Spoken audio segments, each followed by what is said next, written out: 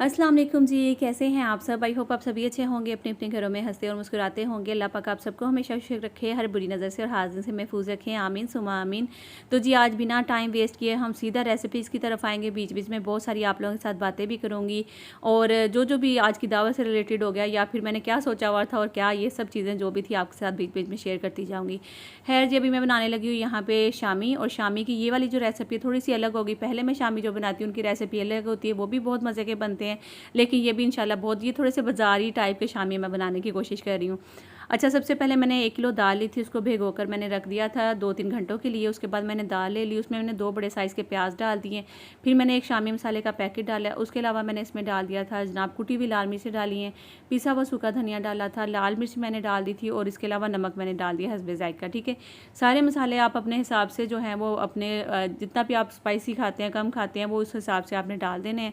अब मैंने जो दाल चढ़ाई थी इसमें मैंने ना तो गोश्त डाला है ना मैंने चिकन डाला है। ठीक है, तो दाल की शामी तो बनने वाली नहीं, इसमें कुछ तो जाएगा, ये आप लोग सोच रहे होंगे। तो बिल्कुल जाएगा जी, अभी नहीं, वो मैं आपको बताती हूँ वो कब जाएगा। अच्छा, यहाँ पे मैंने दाल जो थी ना उसको अच्छे से गला लिया। बिल्कुल पानी इसका खुश्क हो जाना चाहिए, जब ड्राई हो जाए अच्छे से दाल आपकी गल जाए, फिर उसके बाद आपने इसको खुले किसी बर्तन में निकाल लेनी है। उसके बाद इसको ठंडा करने के लिए रखना है। अभी ले आए थे आसिफ जनाब ठंडा ठंडा जामे चेरी, जो कि मेरे लिए नहीं लेकर आए थे, वो अपने लिए लेकर आए थे, क्योंकि उनको बहुत ज़्यादा गर्मी लग रही थी। जब आपके घर में दावत होती है सब कुछ घर में होता है, लेकिन फिर भी कुछ चीज़ें ऐसी होती हैं जो कि बार बार आपको याद आ रही होती हैं, जो कि नहीं होती हैं, तो वो फिर बार बार आसिफ के चक्कर बाहर के लग रहे थे। खैर गर्मी बहुत ज़्यादा थी, लेकिन इस गर्मी में दावत रखना भी कोई आसान काम नहीं। मैं कहती हूँ कि फल्ला दावत कभी भी आपने करनी तो गर्मियों में कभी ना सोचे दावत करने का। लेकिन मेरी नंदे पंजाब से आई हुई थी, तो इसलिए मुझे ये दावत अभी फ़ौरन से अरेंज करनी थी। पहले तो मैंने सोचा हुआ था कि मेरी अम्मी वाले आ जाएंगे ना, जैसे ही आए हुए थे, आपने देखा होगा पिछले दिनों जब मेरी तबीयत बहुत ख़राब थी।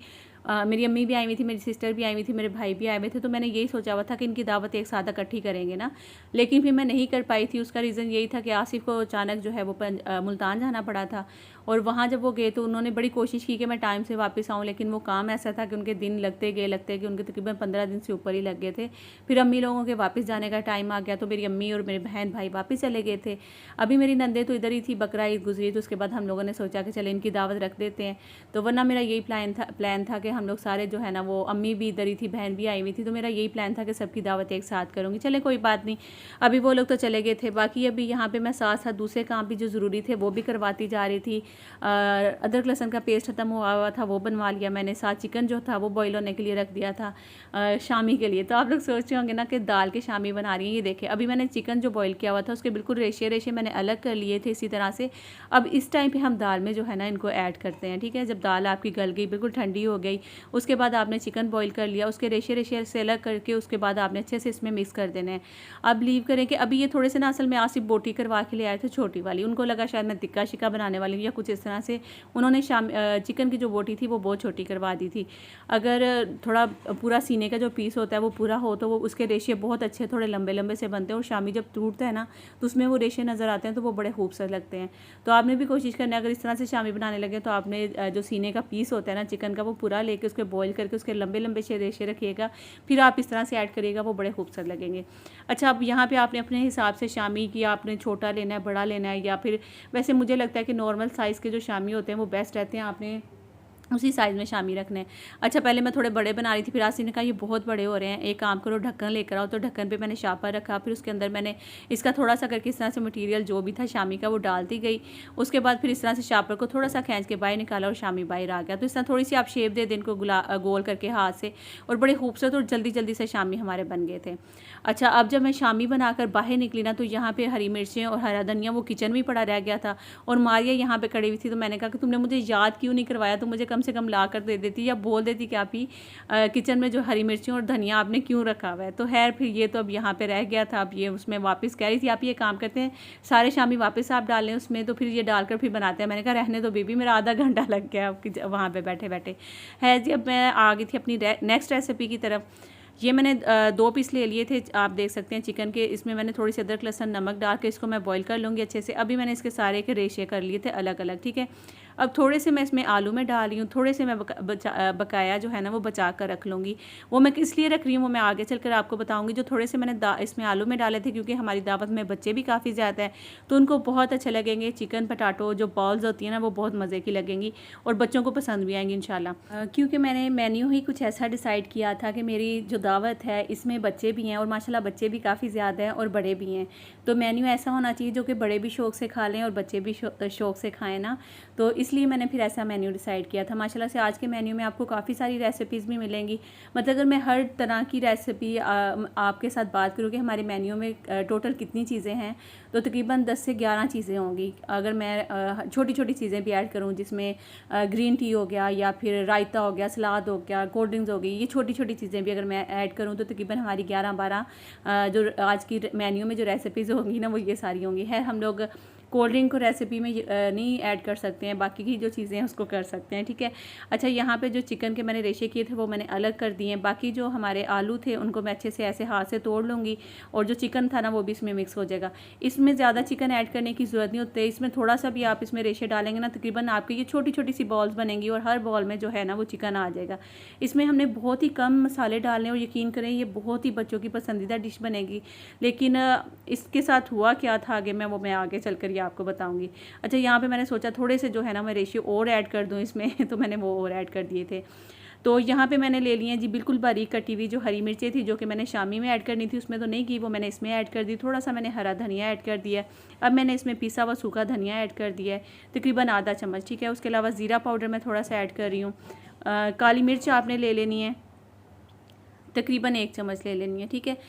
क्योंकि आलू भी हैं और नमक ले लें इसमें, तो आलू जो हैं वो मीठे ही होते हैं, इतने ज़्यादा स्पाइसेस नहीं है जो मैं ऐड कर रही हूँ इसमें, बिल्कुल कम होंगे। थोड़ी सी मैंने इसमें कुटी हुई लाल मिर्चें डाल दी है, ठीक है। ये सारे मसाले डालने के बाद अब हम इसको अच्छे से जो है वो मिक्स करेंगे। तो चम्मच से तो ये मिक्स होने वाला नहीं है, इसलिए हम इसमें हाथ का इस्तेमाल कर लेंगे। हाथ मेरे अच्छे से वॉश हुए हुए हैं, कोई मुझे ऐसा कमेंट ना करे कि उफ़ अल्लाह छी छी नौरीन तुम अपने हाथ से जो है ये सारी चीज़ें कर रही हैं। जो लज्जत आपके हाथ से आती है ना, हमारे माओं के खाने आज तक हमें क्यों याद रहते हैं, क्योंकि वो जैसे उनकी एक तरीका कार था बनाने का, वो यही था। आजकल तो चलें ठीक है कि ग्लव्स यूज़ कर लेते हैं या फिर आप लोग और भी तरह तरह के जो टूल्स हैं वो यूज़ कर लेती हैं रेसिपीज़ में, लेकिन जो हाथ में लज्जत आती है ना वो इन सारी चीज़ों में नहीं आती है। अच्छा, यहाँ पे अब आप देख सकते हैं कि मैंने इनकी बिल्कुल छोटी छोटी बॉल्स की जो शेप है ना वो मैं दे दूँगी। आप किसी भी शेप में इनको जो है ना वो बना सकते हैं। तो जी अभी मैं ज़रा थोड़ा सा पानी पी लूँ और सांस ले लूँ, वापस आती हूँ।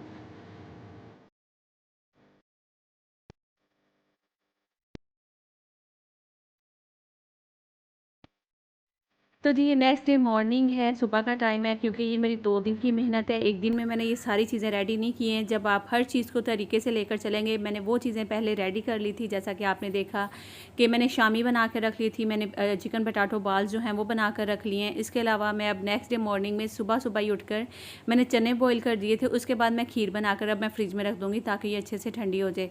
जब आपने दावत करनी है तो आप अपनी सबसे पहले तो अपनी रेसिपीज़ डिसाइड कर लें, उसके बाद आप सारा अपना मेन्यू लिख लें।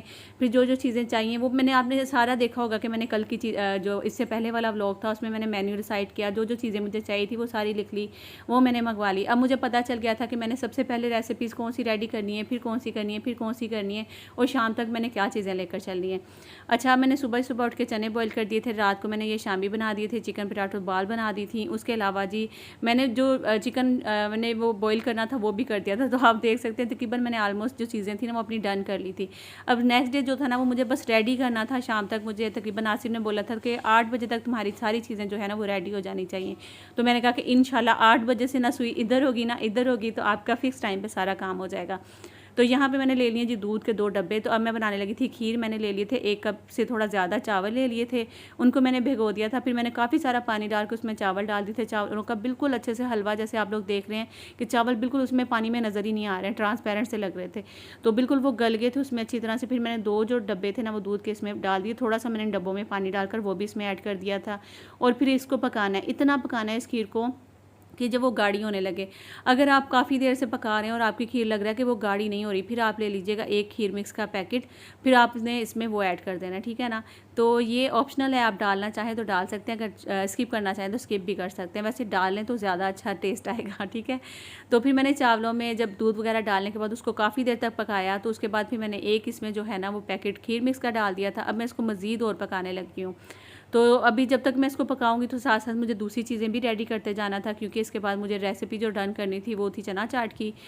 ये देखिए मैंने इमली जो है ना वो यहाँ पे भिगो कर रख दी है। इसकी मैं बनाऊंगी चटनी। ये चटनी भी उस टाइप की होगी जो कि आप बाज़ार में खाते हैं ना, अपने क्या कहते हैं चना चाट दही भल्ले वगैरह, तो उसमें इतनी मेहनत नहीं की जाती जैसे हम घरों में करते हैं। तो ये वो कम टाइम में जो है ना आपकी रेसिपीज़ रेडी हो जाएँ। मैं बीच में कुछ कुछ चीज़ें वैसी भी आपको बता रही हूँ। अब यहाँ पे मेरी खीर जो है ना आप देख सकते हैं कि गाढ़ी होना शुरू हो गई है। जब इस तरह से बबल्स बनने लगेंगे तो आपको पता चल जाएगा कि आपकी खीर जो है ना रेडी। अब बिल्कुल थोड़ी टाइम और मज़ीद लगेगा, तो ये बबल्स भी जब बिल्कुल कम हो जाएंगे तो ये खीर जो है ना वो डन हो जाएगी। फिर हमें इसमें बाउल्स में निकालेंगे, इसके ऊपर थोड़े बहुत मेवा जात लगाएंगे तो हमारी खीर माशाल्लाह से रेडी हो जाएगी। अब आप लोग सोचेंगे कि खीर का कलर कैसे चेंज हो गया इसका, तो दूध भी वाइट था, चावल भी वाइट थे, लेकिन और ये कलर कैसे चेंज हो गया। तो जब दूध कड़ते हैं ना वो इतना कड़ता है, जैसे आपने देखा कि हम लोग बर्फ़ी खाते हैं तो उस दूध से बर्फ़ी बनती है, उसको इतना काढ़ा जाता है, इतना काढ़ा जाता है कि बिल्कुल एक खोया की शेप हो जाती है। फिर उसको सांचे में निकाल के खीर की शेप दी जाती है, ठीक है, चीनी वगैरह ऐड करके।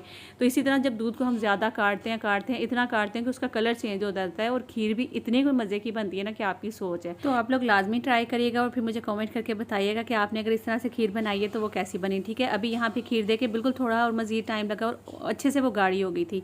अब मैं जब इसको ठंडा करने के रखूँगी तो और मज़ीद गाढ़ी हो जाएगी, तो ये फिर खाने में भी अच्छी लगेगी।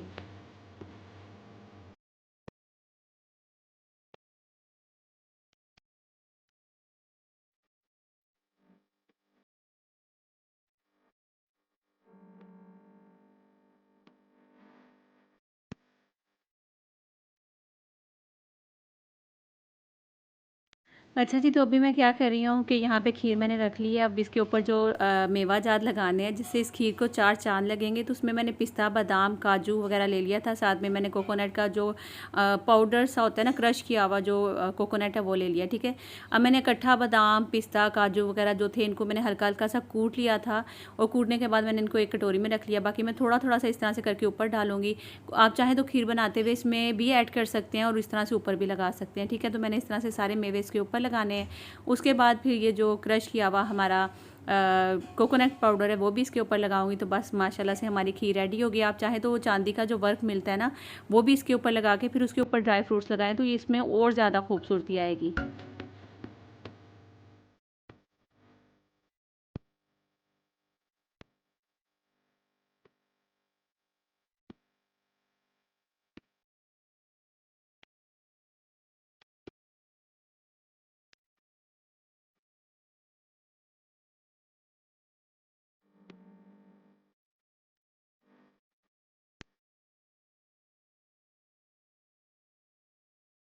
तो जी अभी आ जाते हैं अपनी नेक्स्ट रेसिपी की तरफ, जो कि है मटन कोरमा। तो मटन कोरमा बनाने के लिए यहाँ पे मैंने ऑयल ले लिया है, दूसरी साइड पे मैं दही ले लूँगी। तकरीबन 2 किलो जो है वो दही लिया है हम लोगों ने, और इसमें जो गोश्त होगा वो 4 से 5 किलो था।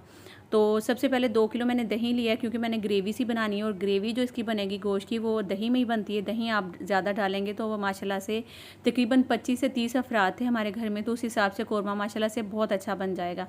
आप चाहें तो दही बढ़ा भी सकते हैं, कम भी कर सकते हैं, लेकिन 2 किलो दही सही रहेगा। अच्छा, यहाँ पे मैंने ऑयल थोड़ा सा गर्म किया, उसमें दही डाला। इसको इतनी देर मिक्स करना है कि ऑयल में अच्छे से जब दही मिक्स होने लगे तो फिर आपने समझ लेना कि जी दही हमारा मिक्स हो चुका है।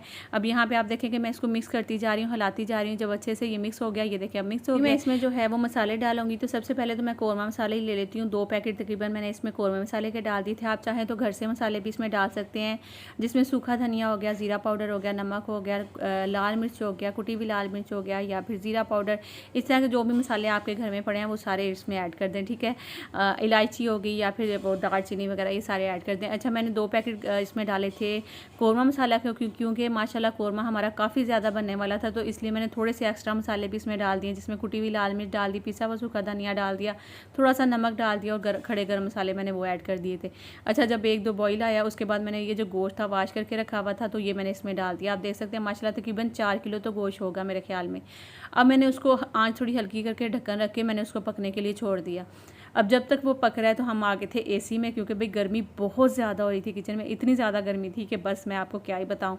अब मैंने सोचा कि हम लोग चाइनीज़ राइस की जो रेसिपी है ना, उसके लिए जो भी चीज़ें चाहिए वो सब यहाँ पे रेडी कर लेते हैं, क्योंकि इसकी वेजिटेबल्स में आपको पता ज़्यादा, इसको चाइनीज़ राइस को पकाने में बिल्कुल टाइम नहीं लगता, बहुत मज़े के बनते हैं, बिल्कुल जैसे शादियों वाले चाइनीज़ राइस होते हैं ना, यकीन करें वैसे बनेंगे और सिंपल तरीके से बनेंगे। इसकी जो वेजिटेबल्स है ना, सिर्फ इसको कटिंग करने में टाइम लगता है, बाकी किसी चीज़ को नहीं लगता। अगर आपके साथ कोई हेल्प करने के लिए है तो फिर तो आपके लिए आसानी है, अगर हेल्प करने के लिए नहीं है तो फिर आप एक दिन पहले भी इन सब्जियों को कट करके इनको जो है वो जिप लॉक बैग में डालकर आप फ्रीज़र में रख दें, ठीक है, तो नेक्स्ट डे आप निकालें तो अपना इजीली बना लें। तो खैर मैंने यहाँ पे गाजरें ले ली थी, शिमला ले ली, हरी प्याज ले ली, मटर ले लिए, बंद गोभी ले ली थी, ये सारी चीज़ें ले ली। और इसमें मैंने डालूंगी वो जो चिकन था ना, मैंने कल ही आपको मैंने दिखाया कि मैंने 2 दिन से मैंने आपको बताया कि मैं तैयारी कर रही हूँ, ठीक है ना। तो मैंने रात ही चिकन बॉईल करके रख लिया था, उसके रेशे रेशे करके रख लिए। तो इसमें आप चाहें तो बोटी भी डाल सकते हैं चाइनीज़ राइस में, और आप चाहें तो इसमें जो रेशे रेशे किया हुआ है ना, इस तरह से चिकन भी आप डाल सकते हैं, ठीक है। अब मैं यहाँ पे गाजर जो है ना उसको बिल्कुल बारीक बारीक सा कट कर रही हूँ, आप लोग देख रहे होंगे। दूसरी तरफ मारिया को मैंने मटर निकालने पे लगा दिया था, और बंद गोभी को मैंने पहले से ही कट करके वो सामने रख लिया, वो भी देख सकते हैं आप, बिल्कुल बारीक बारीक कटिंग करनी है। तो है, जब आप वेजिटेबल्स कट करवा रहे हैं तो आप अपनी हेल्पर्स से ना ही करवाएं तो ज़्यादा बेहतर है, क्योंकि उनको नहीं पता चलता है, तो वो अक्सर आपकी वेजिटेबल्स उस हिसाब से कटिंग नहीं करती हैं जिस तरह से आपको चाहिए होता है। तो इसलिए मैंने मारिया को बोला तुम मटर निकालो, मैं ये चीज़ें कर आप लोग मुझे बताइएगा ज़रूर कि अगर आप लोगों ने कभी दावत इस तरह से अरेंज की हो और फिर उसमें कोई चीज़ आपकी ख़राब हो गई हो, या जिसमें कोई भी आपको बाद में बहुत ज़्यादा कभी पछतावा हो जाता है, यार ये चीज़ मैंने क्या कर दी, ये नुकसान हो गया, या फिर कोई रेसिपी ऐसी तैयार हुई कि जिसको किसी ने मुंह नहीं लगाया, वो छोड़कर चला गया, या फिर कोई ऐसी रेसिपी जिसमें उंगलियां चाटते रह गए कि वाह ये रेसिपी आपने क्या बताई, तो ऐसी आपने ज़रूर कमेंट करके बताना है, ठीक है ना। तो मैं तो अल्हम्दुलिल्लाह वैसे मुझसे ना कस्टर्ड 1-2 दफ़ा ख़राब हुआ है, उसके अलावा मेरे ख्याल में तकरीबन मैंने कोई भी चीज़ अगर बनाई है ना तो अल्हम्दुलिल्लाह से मेरी सारी चीज़ें बहुत ही अच्छी बनती हैं। और आज भी जो बना रही थी, आप बिलीव करें, मैं कुछ भी टेस्ट नहीं कर रही थी किसी भी चीज़ में कि नमक कितना है, मिर्ची कितनी है, ये चीज़ कैसी बन रही है, वैसी बन रही है। मैं सिर्फ बना रही थी, क्योंकि एक तो किचन में गर्मी इतनी ज़्यादा थी बहुत, और कराची में रहने वालों को पता है कि गर्मी कितनी ज़्यादा हो रही है। तो भी इन 2 दिनों में बहुत शदीद वाली गर्मी थी। मैं कहती हूँ कि अगर कोई मेरी इस तरह से दावत करे ना, आप यकीन करें कि मैं उसके हाथ चूमूँ कि मेरे लिए किसी ने इतनी मतलब कि तैयारियाँ लगाई हैं। तो बड़ी बड़ी बात होती है गर्मी में अगर आपके लिए कोई इतनी ज़्यादा मेहनत कर रहा है। तो हरासी मुझे काफ़ी टाइम से बोलते रहे थे कि नूरीन इतना ज़्यादा अरेंज ना करो। मारिया भी मुझे बोल रही थी कि आप तो ऐसे करिए जैसे कि शादी का मेन्यू नहीं होता कि जिसमें कोरमा भी है, चाइनीज़ राइस भी बना रही हैं आप, चाट भी बना रही हैं आप, रशियन सैलेड भी बना रही हैं आप, ये भी बना रही हैं, वो भी बना रही हैं। तो कह रही है कि आप इतना तो शादियों में भी नहीं होता जितना आप अरेंज कर रही हैं। तो मैंने कहा कि देखो मैं जब भी दावत करती हूँ तो मैं इसी तरह से दावत करती हूँ। और तकरीबन आपने पहले भी देखा होगा कि जब कभी कोशिश करती हूँ कोई नई रेसिपी ऐड कर लेती हूँ, कोशिश करती हूँ कभी कभी कि उस तरह की चीज़ें मैं रेडी करूँ जिस तरह मैं कर सकती हूँ। तो तकरीबन मेरी दावतें इसी तरह से होती हैं, आप सबको तो खैर पता ही है माशाल्लाह से। अपने मुंह मियाँ बिठू बनने की मुझे ज़रूरत नहीं है ना। तो जी यहाँ पे मेरी सारी वेजिटेबल्स कट हो गई थी। अब मैं आ गई थी किचन में। यहाँ पे मैंने कहा कि अब मैकरोनी भी बॉईल होने के लिए रख देती हूँ। अच्छा, जो जो चीज़ें मुझे समझ में आ रही थी ना मैं वो करती जा रही थी, क्योंकि रशियन सैलड में मैकरोनी डालनी थी तो वो ठंडी, रशियन सैलड जो है ना वो ठंडा ही अच्छा लगता है। यहाँ पर ये मैंने चाट के लिए टमाटर भी काट लिए थे, साथ में खीरा काट लिया, प्याज भी काट लिए थे, वेजिटेबल्स भी सारी काट ली थी। ये जो प्याज कटा हुआ है ना ये जाएगा कौरमे में, वो अभी मैं आपको बाद में बताऊँगी। आप लोग सोचेंगे कि नूरीन एंड पे प्याज डालेंगे, तो मैं आपको बताती हूँ कि इसमें प्याज कैसे जाएगा। खैर जी यहाँ पे कोरमा पक रहा है एक साइड पे, दूसरी साइड पे मैकरोनी हो रही थी, बाकी वेजिटेबल्स मैंने सारी कट कर ली थी। अभी हम जल्दी से ना चना चाट की जो चटनी रेडी करनी थी, जो कि मैंने आपको बताया था ना कि भाई ये चटनी जो बाज़ार में हम लोग जैसे वो फटाफट से तैयार करते हैं ना, इस तरह की ये देखें ये चटनी। मैंने क्या किया कि यहाँ पे इमली को भिगो के रखा हुआ था, इसमें से मैंने गुठलियाँ जितनी थी उनको अच्छे से निकाल के निचोड़ के, बाकी जो हमारा इमली का पल्प था ना वो रह गया था। इसमें मैंने डाले 2 चम्मच भर के चाट मसाला के, थोड़ा सा नमक डाल दिया, कुटी हुई मिर्ची मैंने डाल दी थी, थोड़ा सा इसमें सूखा धनिया जो पिसा हुआ है ना वो ऐड कर देंगे, थोड़ा सा ज़ीरा पाउडर ऐड कर दें, उसके अलावा इसमें हम केचप ऐड कर देंगे और थोड़ा सा काला नमक ऐड करेंगे, ठीक है। इन सारे मसालों को ऐड करने के बाद ना इसको बस हम लोगों ने मिक्स करना है। ना तो आपको ये इमली की चटनी पकाने की ज़रूरत है चूल्हे पे, ना कुछ करने की। मेरे मुंह में फिर से पानी आ गया, देख सकते हैं। अच्छा, यहाँ पे ना मैंने काला नमक ऐड कर दिया, बस इसको अच्छे से मिक्स करना है। ये हमारी चटनी इमली की रेडी होगी। पहले जब मैं चटनी बनाती थी तो मैं उसको बाकायदा पकाती थी, उसमें चीनी वगैरह भी ऐड करती थी, सारी चीज़ें ऐड करके, क्योंकि वो खट्टी मीठी सी चटनी बनती है ना। तो ये मैंने खट्टी तो बना ली है, इसमें मैंने केचप भी ऐड कर दिया, मसाले वगैरह भी ऐड कर दिए। अब आ जाते हैं जी हम लोग चना चाट बनाने के ऊपर, ठीक है ना। तो यहाँ पे चने जो हैं वो अच्छे से बॉयल हुए हैं माशाल्लाह से हमारे, ना तो आप लोग देख सकते हैं बिल्कुल हलवा बना हुआ है और ना ही कच्चे थे, बिल्कुल माशाल्लाह से अच्छे से परफेक्ट गले हुए थे। अब मैंने इसमें ले लेने आलू। तो आलू जो थे ना वो थोड़े से ज़्यादा गल गए थे, तो यहाँ पे मैं आलू के तकरीबन बीच में से कट करके तो इस तरह से डाल दूँगी। आलू मैं ज़्यादा नहीं इसमें ऐड कर रही हूँ। अच्छा, कुछ लोग तो बिल्कुल ही चना चाट में आलू पसंद नहीं करते हैं, कुछ लोग जो हैं वो थोड़े बहुत पसंद करते हैं, ठीक है। तो मैं आलू चाट में पसंद करती हूँ, तो इसलिए मैंने यहाँ पे आलू ले लिए थे। चने थे तकरीबन 2 किलो, उनको भिगो के रखा। तो आपको पता है चने डबल हो जाते हैं, तकरीबन 4 किलो हमारे चने हो गए थे और 1.5 किलो तकरीबन आलू थे, वो भी मैंने इसमें ऐड कर दिए। 1.5 से 2 किलो आलू थे, वो भी मैंने इसमें बॉईल करके डाल दिए थे। अब बाकी की जो चीज़ें मसाले वगैरह वो भी हम इसमें साथ साथ डालते जाएंगे।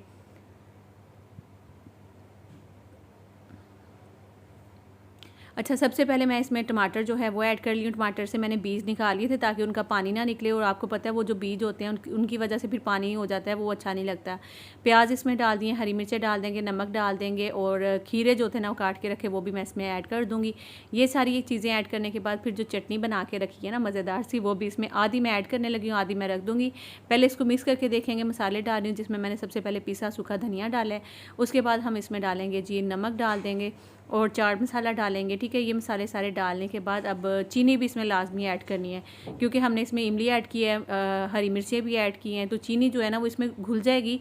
वो ये देखिए मैं चीनी की तकरीबन थोड़ी सी मैंने इसमें चीनी ऐड कर दी, और ये मैं काला नमक भी इसमें ऐड कर रही हूँ। अब मैं इसको अच्छे से हल्के हल्के हाथों से मिक्स करूँगी।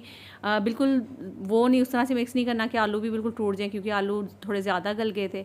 अब मैं बिल्कुल हल्के हल्के हाथ से इसको मिक्स कर लिया अच्छे से, और हमारी चना चाट जो है वो माशाल्लाह बड़े मज़ेदार सी रेडी हो गई थी। जो बच गए थे थोड़े बहुत ये टमाटर प्याज वगैरह, वो मैं इसके ऊपर डाल दूँगी, ठीक है। फिर इसको मिक्स करने के बाद इसको निकाल के मैं फ्रिज में रख दूँगी। और अब आ जाते हैं अपनी अगली रेसिपी की तरफ। अब जैसे जैसे टाइम गुजर रहा था तो मुझे ये था कि 8 बजे फिक्स जो है वो खाना सारा तैयार चाहिए, और अभी मुझे ख़ुद भी तैयार होना था, बच्चों के कपड़े निकालने थे, ये सारी चीज़ें भी देखनी थी, और मेरे पास टाइम भी कम था, क्योंकि आसिफ ने 8 बजे का मुझे टाइम दिया हुआ था, और 8 बजे मुझे सारी चीज़ें रेडी करनी थी यहाँ पर ना। अच्छा, अब आ जाते हैं हम लोग, ये पहले तो मैंने कौरमा जो रखा हुआ ना उसके लिए प्याज ब्राउन करने लगी हूँ। तो इसके लिए बहुत ही सिंपल है, आपने प्याज बारीक बारीक काट लेने हैं। उसके बाद घी या ऑयल जो भी चीज़ आप लेते हैं उसमें आपने लेकर इसको मसलसल हिलाते रहना है। गरम गरम घी में जब आप प्याज डालेंगे तो वो जल्दी थोड़ा से ब्राउन होना शुरू हो जाएंगे। तो मैंने यहाँ पे इसी तरह से किया था। अब ये देखें बिल्कुल इक्वल जो है ना वो ब्राउन हुए हैं, कोई ज़्यादा सफ़ेद या जले हुए काले पीले आपको नहीं नज़र आ रहे हैं, एक ही कलर आपको प्याज़ों का नज़र आ रहा है।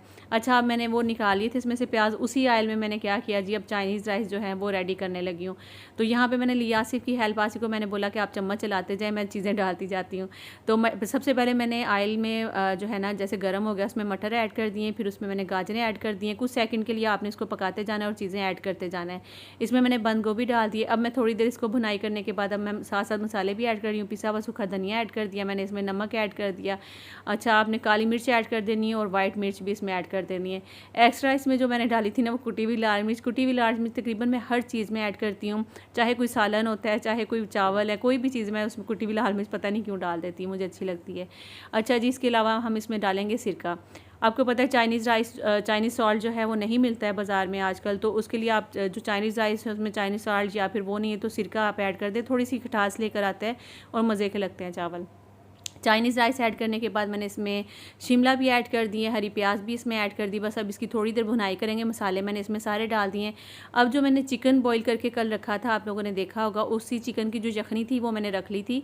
अब मैं उसको हल्का सा गर्म कर रही हूँ एक साइड पे, और जैसे ही मुझे लगेगा कि अब इन सारी वेजिटेबल्स की अच्छे से भुनाई हो गई है तो फिर इसमें थोड़ी सी हरी मिर्चें भी, अच्छा मैं भूल गई थी हरी मिर्चें डालना, वो भी मैंने डाल दी हैं। अब मैं इसमें यखनी डाल दूँगी। आपने देख लेना चावल आपके 1 गिलास हैं, 2 गिलास हैं, 4 गिलास हैं या 8 गिलास हैं, तो उस हिसाब से चावल नए पुरानों में भी फ़र्क होता है, ठीक है। मेरे पास चावल जो थे वो पुराने वाले पड़े हुए थे, तो पुराने वाले चावलों में आपको पता है पानी डबल जाता है, तो मैं डबल से थोड़ा कम रखूँगी, क्योंकि चाइनीज़ राइस जो है थोड़े से खड़े खड़े अच्छे लगते हैं, मतलब कि एक एक दाना अलग होना चाहिए, है ना। तो यहाँ पर तकरीबन हमारा 2 मग जो था ना वो यखनी के हुए थे, बाकी जो सादा पानी है वो मैं इसमें ऐड कर दूँगी। यखनी डालने का सिर्फ फ़ायदा ये होता है जो कि चिकन आपने उसमें बॉईल किया हुआ होता है ना, उसका सारा टेस्ट उसमें आ जाता है, उनकी हड्डियों का, तो वो इसमें ऐड कर दें। अच्छा, जो प्याज मैंने ब्राउन करके रखे हुए थे उनका मैंने पेस्ट बना लिया। यहाँ पे कौरमा आप देख सकते हैं माशाल्लाह इतना अच्छा कोई रेडी हुआ था ना, गोश्त भी अच्छे से गल गया था। अब मैं इसमें लास्ट में क्या कर रही हूँ, ये जो प्याज का पेस्ट मैंने बना के रखा था ना, जो प्याज ब्राउन किए हैं उनमें मैंने थोड़ा सा पानी ऐड करके उसका पेस्ट बना लिया। अब मैं इसको मिक्स करके हल्की आंच पे थोड़ी देर के लिए छोड़ दूँगी। बस प्याज अच्छे से रेडी हो जाएंगे, हमारा कौरमा भी रेडी हो गया, हमारी बाकी की चीज़ें भी आलमोस्ट माशाल्लाह माशाल्लाह सारी रेडी होती जा रही हैं। अब मैंने सोचा कि सबसे पहले मैं बच्चों के और अपने कपड़े निकाल के रख लूँ, ताकि क्योंकि टाइम भी अब गुजरता जा रहा था, मेरी रेसिपीज़ भी अल्हम्दुलिल्लाह सारी क्लियर होती जा रही थी, बस कुछ रह गई थी बाकी जो कि अब मुझे करनी थी। उसके अलावा जी यहाँ पे अब मैं आ गई हूँ कपड़े वगैरह निकाल के। अच्छा, मैंने निकाला कोई और सूट था, पहना फिर मैंने बाद में कोई और सूट, में मैं आगे चलकर आपको बताती हूँ कि ऐसा क्यों हुआ था। तो कपड़े बच्चों के भी मैंने निकाल के रख दिए थे, अपने भी मैंने निकाल लिया। बच्चों को मैंने बोला कि आप लोगों ने अब एक एक करके अब जल्दी से आप नहाते जाओ और कपड़े वगैरह चेंज करते जाओ। मैं करने लगी हूँ यहाँ पर रशियन सैलेड की तैयारी। तो यहाँ पर मैंने कुछ फ्रूट्स ले लिए थे, मैकरोनी मैंने बॉयल करके रख ली थी।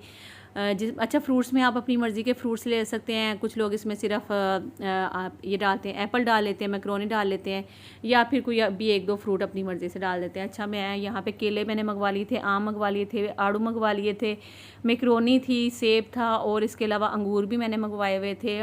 और जो फ्रूट कॉकटेल की जो टीन है ना, वो भी मैंने एक मंगवा लिया था। ठीक है, तो बोल बोल के मेरा गला खुश्क होता जा रहा है। माशाल्लाह आज का व्लॉग बहुत ज़्यादा लंबा हो गया, क्योंकि रेसिपीज़ बहुत ज़्यादा थी और मैं चाह रही थी कि एक ही व्लॉग में सारी रेसिपीज़ आ जाएं तो वो बेहतर है। और मुझे पूरी उम्मीद है कि आप इस व्लॉग को बहुत ज़्यादा प्यार भी देंगे और इसको ज़्यादा से ज़्यादा शेयर भी करेंगे और लाइक भी करेंगे। कमेंट करके लाजमी बताइएगा अगर आपने किसी को, एक बंदे को भी शेयर किया, भले आप अपनी बहनों को कर दें, कज़न्स को कर दें, या फिर आप अपने स्टेटस पर लगा दें, तो आप लोगों ने ज़रूर बताना है। क्योंकि ठीक है कि मुझे दावत करनी थी और वो सारा अरेंज करना था, उसके साथ साथ मुझे आप सबके साथ भी व्लॉग शेयर करना था।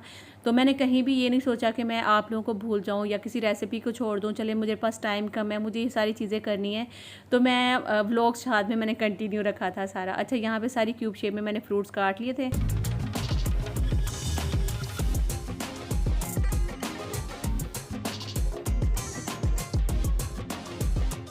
तो भाई ये वाला म्यूज़िक आप लोगों को कैसा लगा कमेंट करके बताइएगा। अच्छा जी, यहाँ पे मैंने ले लिया मायोनीज़ का छोटा वाला जो पैकेट था ना, वो मंगवा लिया था मैंने। साथ में मैंने क्रीम का पैकेट मंगवा लिया था। फ्रूट्स मैंने सारे काट के रख लिए थे, चीनी मैंने पीस के रख ली थी। बाकी जो चीज़ें इसमें जाएंगी वो भी सारी मैं आपको बताती जाती हूँ, साथ में इसको मिक्स करते। तकरीबन आपने जो है ना वो एक ही कप मायोनीज़ का ले लेना है और एक ही कप जो है ना वो आपने क्रीम का ले लेना है। ठीक है, बाकी ये जो सारी चीज़ें मैंने कट करके रख ली हैं, मैकरोनी जो है वो मैंने बॉयल करके रख ली थी। बाकी जो वो फ्रूट कॉकटेल का जो टिन था ना, वो मैंने इसमें स्ट्रेनर में आप लोग देख सकते हैं वो मैंने छान लिया था, क्योंकि इसमें पानी बिल्कुल किसी सूरत नहीं जाना चाहिए। इवन आप जिस बाउल में बना रहे हैं वो बाउल भी आपका जो है ना बाउल जो है वो उसका बिल्कुल ड्राई होना चाहिए, उसमें जो है ना पानी नहीं लगा होना चाहिए। ठीक है, तो बाकी सारी चीज़ें मैं इसको अब जल्दी से मिक्स करूँगी। सबसे पहले मैंने मायोनीज़ ले लिया था, क्रीम का पैकेट ले लिया था। अच्छा, ये क्रीम का पैकेट जो देख रहे हैं ना आप, इसको अगर मैं फ्रिज में रख देती आधा एक घंटा तो ये ठंडा हो जाता, तो ये और भी ज़्यादा अच्छा होना था। लेकिन अभी अभी मैंने मंगवाया और साथ ही मैं इसमें मिक्स कर रही हूँ, तो ये थोड़ा सा ठंडा नहीं था, तो ये थोड़ा काम ख़राब हो गया था। चलें, खैर कोई नहीं, इसको अच्छे से मिक्स करेंगे। इसमें जो दूसरी चीज़ें डालते हैं वो भी फटाफट से मिक्स करके सारी चीज़ें डालूंगी। और ये ले ली मैंने वाइट जो चिल्ली होती है वो ले ली, पिसी हुई सफ़ेद मिर्चें ले ली हैं, थोड़ी सी काली मिर्च ले ली, नमक ऐड कर दिया, पिसी हुई चीनी ऐड कर दी। अब मैं इसमें सारे फ्रूट्स डालूंगी और इसको भी मिक्स करके फिर इसको फ्रिज में ठंडा होने के लिए तकरीबन आपने 2 घंटे रख देना है, क्योंकि ये जो रशियन सैलेड है ना, ये ठंडा ठंडा ही अच्छा लगता है। सारे फ्रूट्स इसमें मिक्स करते हैं, बस इसको जल्दी से और रखते हैं। इसको मिक्स करके टाइम कम था, सारी चीज़ें मैं जल्दी जल्दी डालती जा रही थी और मिक्स करती जा रही थी।